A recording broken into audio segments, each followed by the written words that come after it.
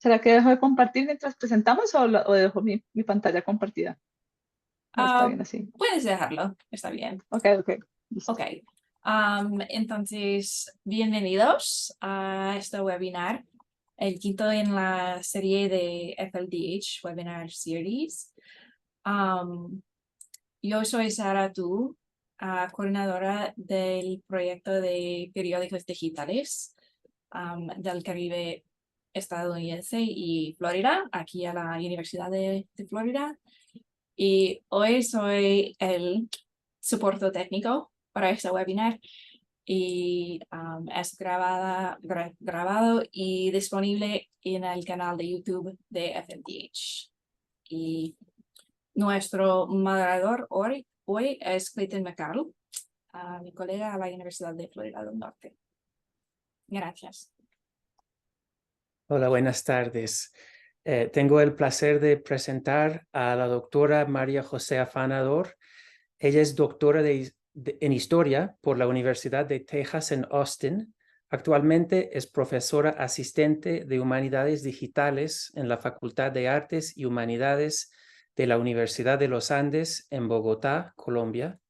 Su investigación se centra en dos áreas principales. La primera es el siglo XVIII y la transición de colonia a república en el norte de Sudamérica a través de la lente de las prácticas espaciales, la imaginación geográfica y la economía política. La segunda es la pedagogía de las humanidades digitales, los archivos digitales, la historia digital, la curación de datos espaciales y las narrativas cartográficas. Es editora de The Programming Historian en español. Sus publicaciones más recientes incluyen el artículo Political Economy and Knowledge Production in the Making of the Viceroyalty of New Granada en la revista Historia Crítica y Developing New Literacy Skills and Digital Scholarship Infrastructures in the Global South, a Case Study, en colaboración con Andrés Lombana en el volumen Global Debates in the Digital Humanities. Su charla hoy se titula Curaduría de datos y narrativas geoespaciales sobre redes de intercambio y comercio indígena en la región del Orinoco, siglos XV al XVIII. Y con eso le doy la palabra a la profesora Afanador. Muchas gracias, Clayton. Muchas gracias, Sara. Muchas gracias a todos los organizadores de estos webinars. Es una oportunidad importante para nosotros acá desde Colombia o de América Latina para conectarnos con las conversaciones de humanidades digitales. Estoy muy agradecida entonces de poder presentar por primera vez los resultados de un proyecto en el que vengo trabajando en colaboración con estudiantes desde hace ya varios años, que tiene que ver con narrativas geoespaciales. En este caso, nos interesamos en reconstruir aspectos de la imaginación geográfica, formas de relación con la naturaleza y sus recursos de grupos indígenas que habitaron la región del Orinoco antes y durante el periodo colonial. Fue un proyecto que se pensó como un recurso digital desde el comienzo, pero está vinculado a mi investigación doctoral que tiene que ver con la economía política, la imaginación geográfica, los temas que ya les mencionó Clayton en la presentación. Y una primera fase de esta investigación se concentró mucho en estas visiones sobre la riqueza, la geografía y la naturaleza en los textos de agentes del Imperio Español, en mapas, en textos sobre economía, descripciones geográficas, esto en la región del norte de Sudamérica, lo que correspondía al Virreinato del Nuevo Reino de Granada.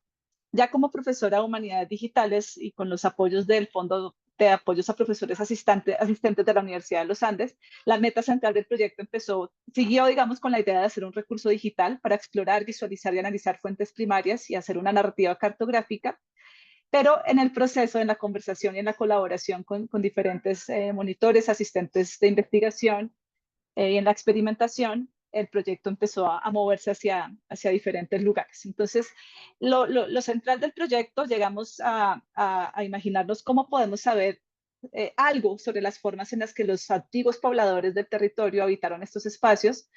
Eh, Sabemos mucho a partir de las fuentes coloniales, pero queríamos ver si podíamos encontrar otras pistas y formas de reconstruir, formas de habitar el espacio de estos grupos.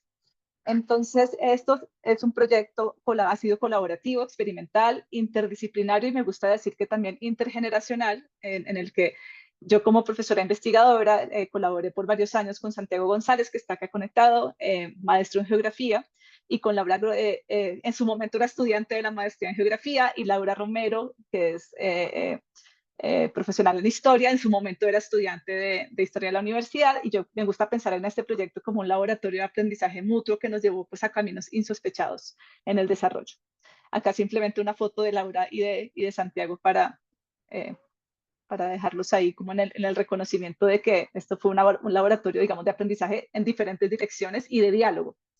Entonces, lo que empezamos a hacer con el proyecto, que inicialmente se concentró en todo el virreinato del Nuevo Reino de Granada, que componen los países que hoy son Colombia, más o menos, ¿no? A grandes rasgos, lo que es hoy Colombia, Venezuela, Ecuador y Panamá, desde la creación del virreinato en 1739 hasta durante su disolución en los procesos de independencia y luego su reinvención como la República de Colombia, que en la historiografía se conoce más popularmente como la Gran Colombia. Empezamos con una mirada general de documentos y fuentes documentales del siglo XVIII que cubrían diferentes regiones del virreinato, pero eventualmente empezamos a concentrarnos en una región muy interesante, que es el Orinoco, que se puede pensar desde el punto de vista español como una región de fronteras, aunque desde el punto de vista de lo que encontramos en la investigación, entenderla así desde el punto de vista de los antiguos pobladores no tiene mucho sentido, porque será un lugar de interacciones, de fluideces, de circulaciones, ya ahorita vamos a ver eso. Entonces empezamos a concentrarnos un poco más en las fuentes específicas que nos hablaban del Orinoco, entre otras, porque en mi investigación yo había estado muy preocupada por entender la geopolítica de las guerras de independencia, donde el Orinoco tuvo un lugar central y fundamental. Es más, la República de Colombia se fundó en la angostura del Orinoco, en lo que es hoy Ciudad Bolívar, en Venezuela. Entonces ahí había como un interés también en esta región, de esa mirada como posterior. Pero entonces la pregunta empezó a migrar hacia esas formas de habitar el espacio de los antiguos pobladores. Entonces, las otras fases del proyecto, pues entonces implicaron compilación de fuentes, aplicación de metodologías de reconocimiento óptico de caracteres, curaduría de temas dentro de fuentes escritas por los jesuitas sobre el Orinoco. Hay un acervo de fuentes documentales muy rica para ver el Orinoco a través del lente de los misioneros. Empezamos también unos ejercicios de extracción de datos geoespaciales de fuentes históricas, arqueológicas y bases de datos, a producir mapas, la creación de mapas como un ejercicio iterativo, ¿no? No es como que este es el mapa y ya, no. Seguimos pensando sobre lo que implica los sistemas de información geográfica para las preguntas de investigación que tenemos. Y por último, el desarrollo de interfase web, escritura de un guión, programación de narrativas cartográficas, y esto es lo que les voy a mostrar hoy.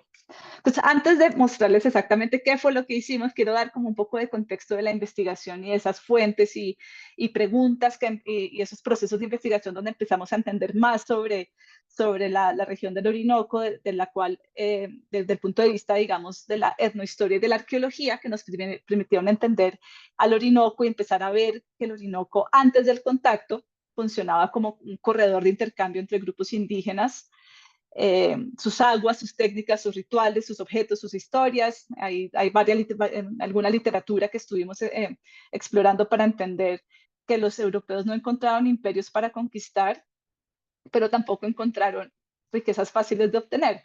En ese, digamos, motor de la colonización que fue la búsqueda del dorado, los europeos encontraron una vasta red de sociedades indígenas con visiones sobre el territorio y la naturaleza, muy distantes a esa economía política que yo venía estudiando en los textos de los burócratas, de los misioneros, de los administradores españoles. Pero la pregunta era, bueno, ¿cómo podemos conocer un poco más de esas texturas sobre esas formas de habitar el espacio de intercambios entre diferentes grupos? Encontramos pues un Orinoco que lo podemos llamar interétnico, multilingüe, diverso, donde diversos grupos como los guaíbos, yaruros, maíbas, otomacos, tamanacos, caribes, arahuacos, piaroras, achaguas, tunebos, betoyes, jiraras, entre otros más, construyeron un montón de relaciones y redes de intercambio matrimonial, comercial, que conectó esta región históricamente con lo que son los Andes, con el Caribe, con el Atlántico y con la región del Mato Grosso. Empezamos entonces a vislumbrar un poco más de esas relaciones, esas complejidades.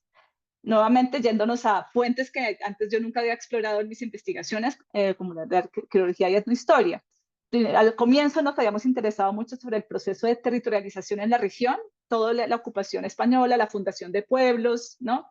Las expediciones, pero después ya empezamos a meternos más a entender ese Orinoco multiétnico y esas redes comerciales indígenas en la cuenca. Digamos que yo argumento en mis investigaciones que todos estos documentos, mapas, textos geográficos, administrativos del Imperio Español durante el siglo XVIII construyen unas utopías de riqueza, pero encontramos que ya la utopía estaba realizada. Esa imaginación de la Orinoco como esta autopista comercial que imaginaron los misioneros españoles durante el siglo XVIII ya existía, ya era tal, ya era un lugar vibrante, una sociedad en constante flujo y comunicación, y fue pues parte de la sorpresa, ¿no? Entonces parte de lo que nos interesó también de pensar el Orinoco es que en esta región colisionan las historias de la colonización europea y de las culturas de los pueblos nativos del continente.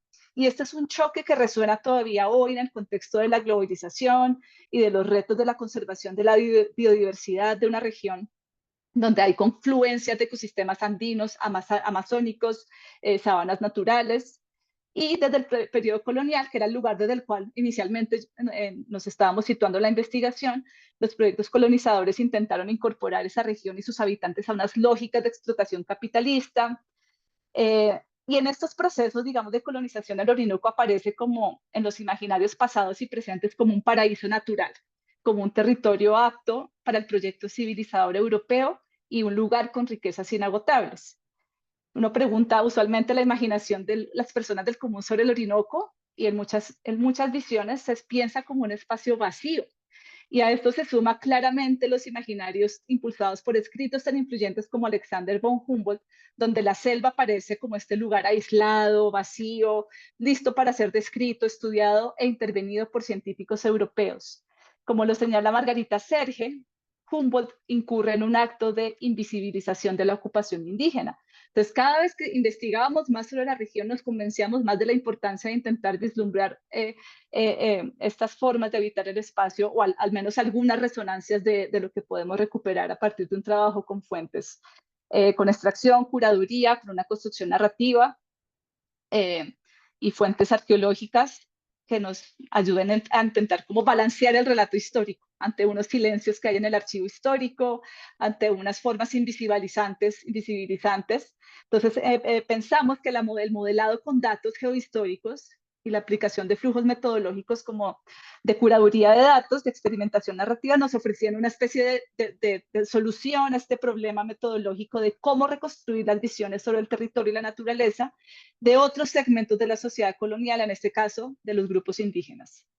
Entonces, este fue parte del ejercicio y digamos que acá quiero recalcar que esto nunca hubiera sido posible sin ese diálogo interdisciplinario y con la colaboración de Santiago González, que fue el investigador principal para el modelado de datos con un proyecto que se llama HGIS de las Indias. Ahorita me voy a referir un poquito más sobre lo que hicimos con ese proyecto y sus limitaciones, porque también en parte nos hicimos preguntas sobre las limitaciones de trabajar con datos geohistóricos y los sistemas de información geográfica.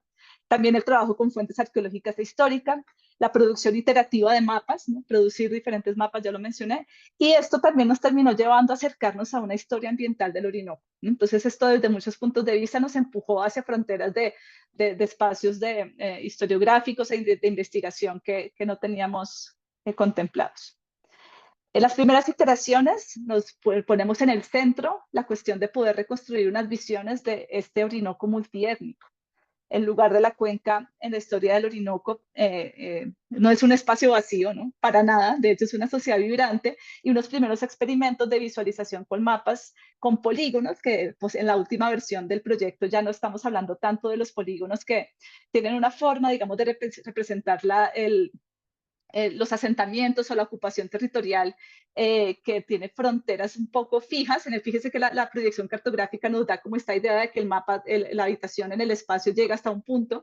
En la última versión, estos espacios de habitación de los diferentes grupos indígenas están relacionados con la circulación por los ríos, ¿no? Nos interesaba mucho capturar este problema de la circulación, del movimiento, de la producción del espacio que implica movimiento. Entonces, pero estas fueron las primeras iteraciones.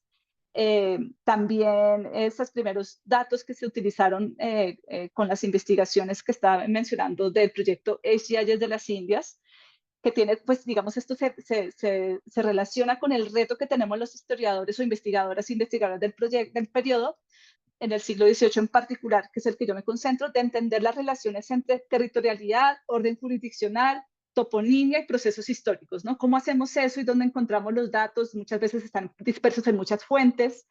Crear datos jurisdiccionales es un reto porque además esas jurisdicciones fueron cambiantes durante todo el periodo colonial. Entonces, sí es el sistema de información geográfica adecuado para lograr eso.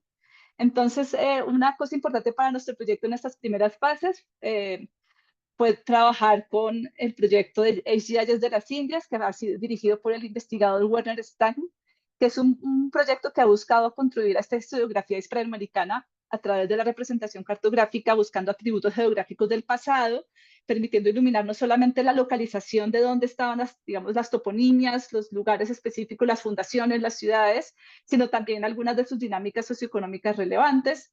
Entonces, estos datos los trabajamos también para mirar los procesos de territorialización, aunque en la versión final ya no nos concentramos tanto en los españoles, sino más en la historia natural de esta cuenca y de sus grupos originarios.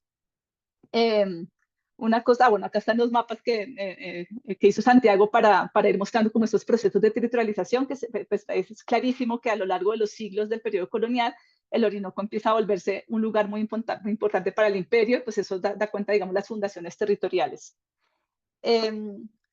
Una cosa interesante en este ejercicio de pensar en los datos geoespaciales es cuáles son sus limitaciones, ¿no? Entonces tenemos la georreferenciación exacta, la localización de lugares según las coordenadas ajustadas a lo que nos permiten los sistemas de información geográfica. Tenemos los polígonos, que en muchos casos son proyecciones aproximadas de dónde podía estar, digamos, el límite de una jurisdicción o dónde podía estar asentado un grupo.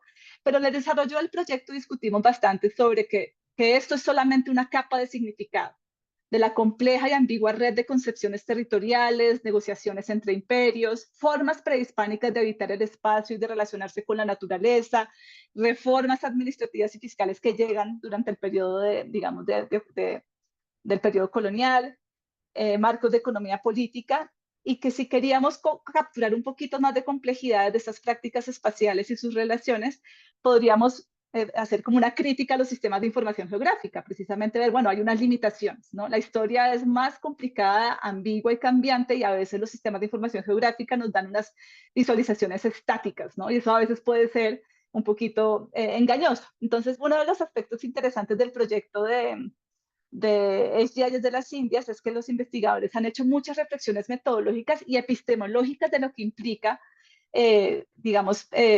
trabajar con historia espacial, con sistemas de información geográfica, cuando hay tanta ambigüedad inherente en las fuentes narrativas históricas, ¿no? Entonces, cuando intentamos capturar datos y convertirlas en visualizaciones, podemos hacer preguntas. Y si el Imperio Español tuvo obsesión por controlar, por delimitar, por mapear, por hacer todo este ejercicio de control del territorio, no estamos haciendo lo mismo utilizando los sistemas de información geográfica, representando así, las dimensiones espaciales. Entonces son preguntas que nos hicimos todo el tiempo y por eso nos aventuramos a ir más allá de los mapas y empezar la cartografía como un experimento narrativo, a buscar formas de representación espacial que combinaran los atributos del sistema de información geográfica, contextos cualitativos y formas de navegación que enriquecieran la cartografía. Nos hicimos muchas preguntas durante el proyecto. ¿Qué podemos ver al crear mapas que difícilmente podríamos capturar al plasmarlos en un texto? Y la pregunta grande con el tema del Orinoco interétnico, estamos presentando un argumento visual espacial sólido sobre la región del Orinoco como una vibrante red de soberanías indígenas. Entonces, en esas preguntas empezamos un proceso de estábamos ya en un punto en el que dijimos necesitamos pensar con la interfase digital. Una cosa es imaginarnos, hacer algunos mapas, algunas proyecciones, otra cosa es ya empezar a pensar este proyecto desarrollado para el entorno para el que fue concebido, que fue para la web. Y esto pues tiene unas implicaciones. Y empezamos a colaborar con Pierre Puentes, un egresado del pregrado de diseño de la Universidad de los Andes, que ya muy joven también, pero que tiene mucha experiencia en desarrollo web y en programación con JavaScript. Entonces empezamos a hacer un ejercicio de desarrollo de la interfaz web, que ya se las voy a mostrar a mano, es decir, sin un Content Management System y sin Website Builders, es decir, un desarrollo desde ceros montado en GitHub. se empezaron a hacer un levantamiento de nuevos datos sobre actividades económicas de los grupos indígenas, productos y circulaciones en la cuenca, y se hizo una creación de nuevos mapas. Nos seguimos moviendo, digamos, a ver qué otras circulaciones podíamos encontrar. Empezamos un proceso de escritura colaborativa de un guión narrativo desde La Voz del Río, y se desarrollaron mapas interactivos con una librería de código abierto que se llama MapLib. Entonces, ya con eso, ahora sí, después de darles como este contexto general, ya tenemos una primera versión, un primer prototipo de la interfase web del proyecto, y déjenme comparto ahora el sitio web. Voy a presentar, bueno, lo que estoy presentando hoy es como un énfasis en la parte de la narrativa cartográfica, pero el proyecto tiene más cosas. Entonces voy a hacer un recorrido rápido sobre las demás secciones del proyecto, pero luego nos concentraremos en la narrativa cartográfica. Entonces, ahí ya deberían poder ver la interfase web del proyecto. Entonces, bueno, el proyecto de la cartografía hace parte de este proyecto más grande que finalmente se llama Inventar Colombia, una mirada desde el Orinoco, un recurso digital interactivo sobre la cuenca del Orinoco, en la imaginación geográfica y formas de habitar el espacio de españoles y grupos indígenas durante el siglo XVIII y comienzos del XIX. Aunque esa periodización se desborda en algunas partes del proyecto, ya les voy a mostrar. Entonces, ¿qué hicimos aquí? Hicimos primero una experimentación con la interfase. A mí me interesaba mucho que la pregunta sobre cómo puede una interfase digital capturar elementos argumentales de un proyecto histórico, de un proyecto de investigación histórica. Sabemos que el proyecto tiene un interés por mirar las relaciones espaciales, entonces la primera, digamos, opción de navegación nos permite pasar de sección a sección sobre la cuenca proyectada del Orinoco, digamos, sobre este mapa base que nos permite ir a las diferentes secciones navegando. Ya voy a entrar a esta, que es donde vamos a ver la narrativa cartográfica. Y pues teniendo la posibilidad, una navegación literalmente por el río Orinoco, pero por el proyecto, y pues teniendo como este ejercicio, que también hay otras formas de navegarlo, que es pues con la columna izquierda, o acá tenemos también un menú también que nos recuerda dónde estamos parados en estas cosas espaciales. Bueno, entonces voy a irme ya, cuando tenemos obviamente una introducción, les voy a mandar el enlace acá por el chat. A ver. Ah, sí, no, ya lo compartí, Sara, muchas gracias, ya está ahí para que lo puedan ver. Bueno, hay una introducción, no me voy a detener ahí, me voy a ir a la sección del Orinoco. Ahí pasan varias cosas, una de ellas son, digamos, 3 acercamientos a esta complejidad de la geografía humana, proceso colonizador y miradas europeas a la región del Orinoco, y me voy a concentrar sobre todo en esta que es la de recorrer, que es la narrativa cartográfica que les estaba mencionando, que fue un experimento, y todo sobre este proyecto es un experimento, desde la forma de trabajo colaborativo hasta el desarrollo de la interfase y de cómo pensar estructurar, digamos, esta propuesta narrativa. Entonces, la sección recorrer nos interesó experimentar desde La Voz del Río. ¿Qué pasa si quien narra esta historia no es José Gumilla, que es uno de los misioneros jesuitas que dejó un libro muy conocido que se llama El Orinoco Ilustrado? ¿Qué pasa si intentamos entender más, no solamente sobre la historia del río, desde el proceso, digamos, de ocupación, de poblamiento prehispánico, sino desde una historia con una escala mucho mayor? Esa fue una pregunta y una contribución y sugerencia de Santiago al proyecto. Necesitamos entender esto en una escala, y esto fue lo que también nos acercó a la historia ambiental, en una escala de millones de años. ¿Qué pasa si nos preocupamos por esta historia, por entender esta formación geológica que después la llenamos de sentido nosotros los humanos? Entonces empezamos este ejercicio combinando unos textos de guión desde La Voz del Río. Voy a leer el primero. Zigzagueando voy, drenando e inundando los cursos de agua entre el oeste y este del norte de Sudamérica. Entonces ahí ya el río nos está hablando y estamos intentando capturar en la animación esta cuestión del movimiento y el zigzagueo de esa serpiente enroscada, que es de la mitología indígena, la forma en la que se expresa y se comprende el padre de las aguas, el Orinoco, con la serpiente. Entonces uno sigue navegando y ahí vamos dando un poquito más de pistas. Me conocen como la serpiente enroscada, la madre de las aguas, el lugar para remar o la cuenca del Orinoco. Ya ahí damos alguna información de la parte geofísica de este lugar, de este río, y de su movimiento y de todo el agua que fluye, porque la verdad es que en la investigación pues ha sido muy bello también conectarnos con esta historia ambiental y conocer también la complejidad de estas formas geológicas, de estos, digamos, cuerpos de agua que son los ríos y en particular el Orinoco. Y la narrativa sigue desplegándose con esta forma, digamos, de hacer scrolling hacia abajo, con algunos movimientos. Nos interesaba mucho poder capturar la idea del movimiento. Una frustración que yo he tenido con los sistemas de información geográfica es cuando sale solo el punto, la burbuja, pero no falta un poquito de interactividad. Y pues con Pierre, que es un experto programador, hubo mucho, en Colombia hablamos de cacharreo, como de experimentar y de probar con diferentes herramientas para buscar formas de comunicación y formas, digamos, de capturar algunos sentidos que pueden combinarse con el texto y con la imagen. Entonces también tenía que ver con eso. Tenemos algunos textos adicionales que se despliegan cuando uno se para encima, que nos queremos darle a la audiencia, que es una audiencia general interesada por conocer más sobre esta historia, algunos datos adicionales. Entonces, eso también ocurre en la narrativa. Va uno haciendo el scrolling y el mapa también va transformándose mientras vamos contando algo de esa narrativa. Digamos que una iteración posterior del proyecto nos interesa que también estos textos estén en audio, que tenga accesibilidad para personas con alguna discapacidad visual, que tengan la posibilidad también de escuchar este relato. Y seguramente, bueno, eso vamos a ver si hay financiación para poder hacer algo más. Pero bueno, este es el primer prototipo. Bueno, están los textos, estamos intentando también mostrar como esta extensión del río y que tiene unas formas de ser en el occidente y tiene otras formas de ser más hacia al escudo guayanés, toda esta conversación. Entonces, bueno, voy a pasar más o menos rápido para poder mostrarles las otras secciones de la narrativa, que la idea es que los invitamos a que la vean con cuidado. Este proyecto, digamos, ahora va a entrar en una fase de revisión de pares y eso va a ser también interesante. Bueno,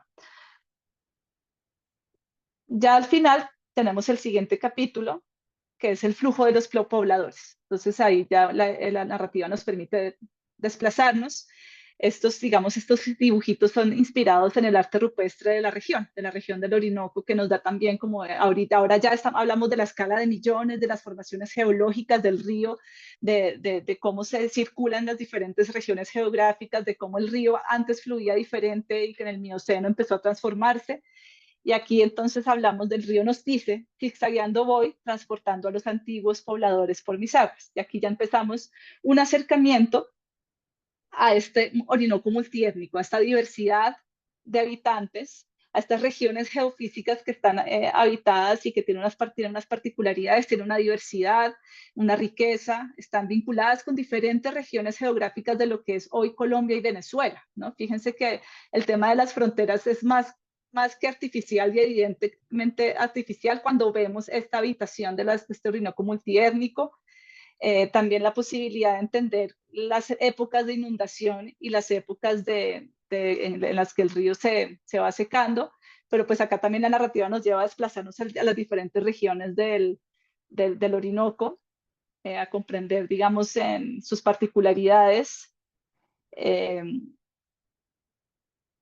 y también al tema de las inundaciones, cuando suben las aguas, cuando bajan las aguas, ¿no? Intentar capturar algo de eso en la narrativa, algo de esos procesos y ese movimiento. Fíjense que la animación está en el movimiento constante. Y eso nos interesaba mucho en este ejercicio narrativo. Ya después nos interesa poder vincular y mostrarles a nuestros lectores digitales qué grupos estaban dónde, ¿no? Qué grupos habitaban qué regiones del río. Y ya fíjense que acá no estamos trabajando con los polígonos que muestran una extensión territorial específica, sino los colores están refiriéndose a diferentes grupos indígenas y los ríos y tributarios, los ríos tributarios por donde circulaban estos grupos y las actividades a las que se dedicaban. Entonces tenemos acá unas convenciones, los tamanacos eran cultivadores, tenemos también, ay, se me salió, tenemos también la posibilidad acá me vuelvo a acercar, la posibilidad de conocer algo, ¿no? Primero sus nombres y el poder de nombrarlos y de poder ver a estos grupos, el poder también de ver sus actividades, quiénes fueron los pescadores, quiénes fueron los cazadores, qué grupos fueron los recolectores y también ver cómo todo este Orinoco interétnico funcionando. Entonces es también una forma de comprender unas relaciones interétnicas que se distancian mucho de las formas comerciales del Imperio Español, de las formas de pensar la extracción de riqueza, de las formas de intercambio. Fíjense en esto tan importante, especializarse en un producto o en una intermediación era ser responsable de su circulación y distribución por todas mis aguas, así como era ser miembro de un intercambio equitativo entre las diferentes materias o productos que confluían en el Orinoco multiétnico. La investigación encontramos que estas formas de circulación y de comercio, entre comillas, estaban ligadas por un principio de reciprocidad, ¿no? Entonces la narrativa toda intenta expresar, comunicar algunas de estas dimensiones de este Orinoco multiétnico. El último capítulo de la narrativa son los materiales de vida.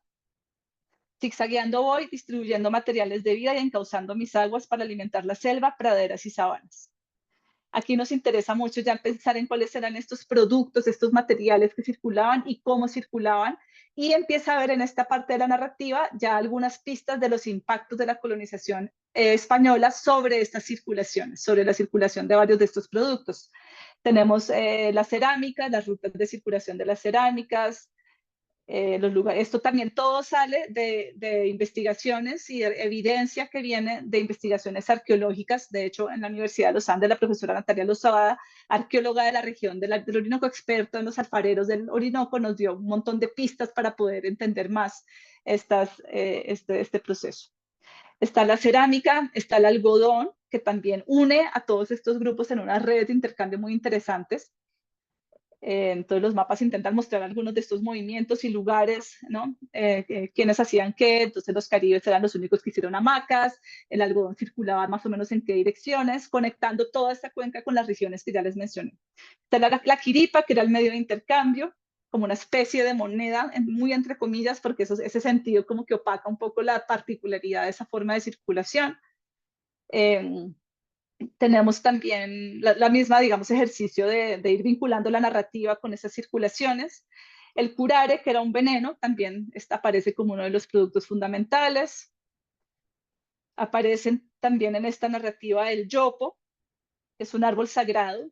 También nos ayuda a entender cuestiones de esas cosmologías de los grupos que habitaban la cuenca, sus circulaciones y su vinculación también, fíjese acá con los Andes centrales, ¿no? La laguna de Tota.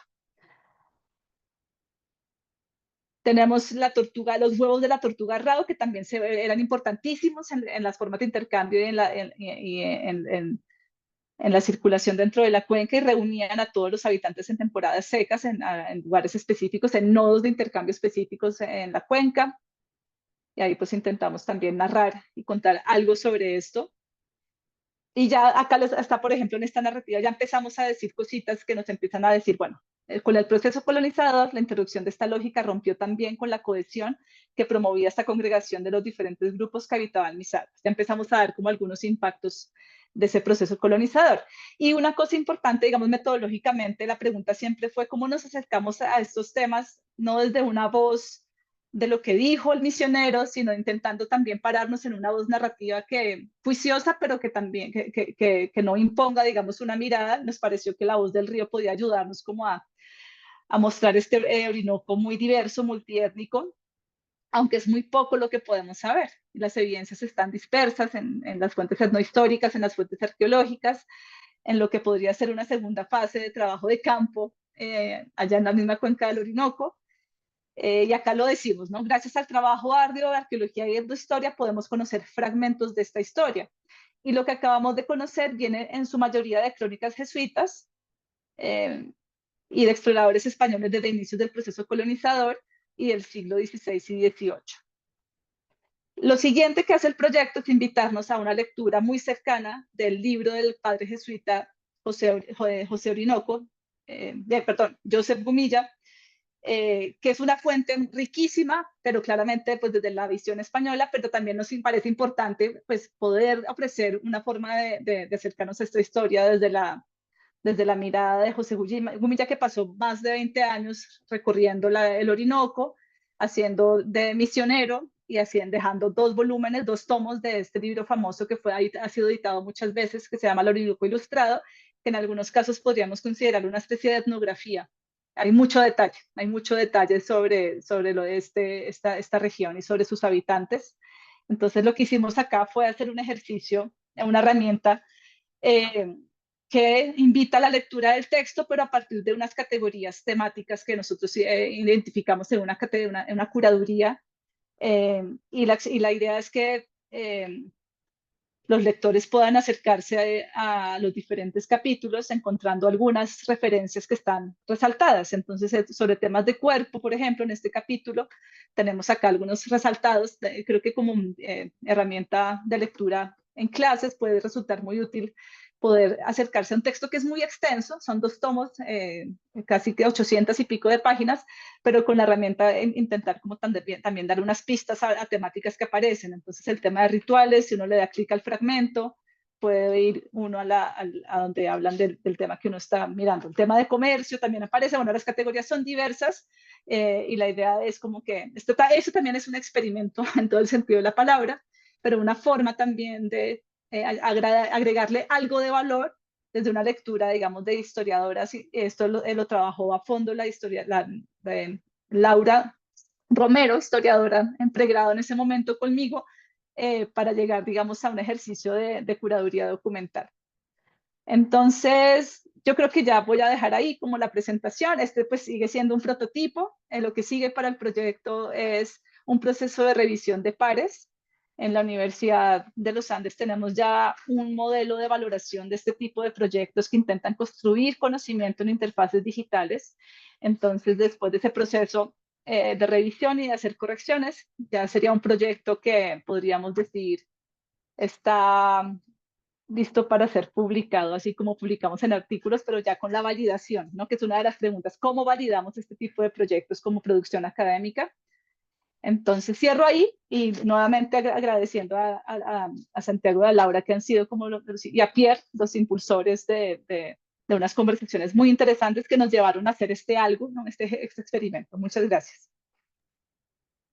Muchas gracias, María José, y felicidades a ti y a tus colaboradores. Es un proyecto muy impresionante. Tenemos casi 20 minutos para preguntas, para conversar. Así que si alguien en el público quiere habilitar el micrófono y preguntar, está bien, o poner la pregunta en el chat. Y voy a terminar la grabación ahora y bien.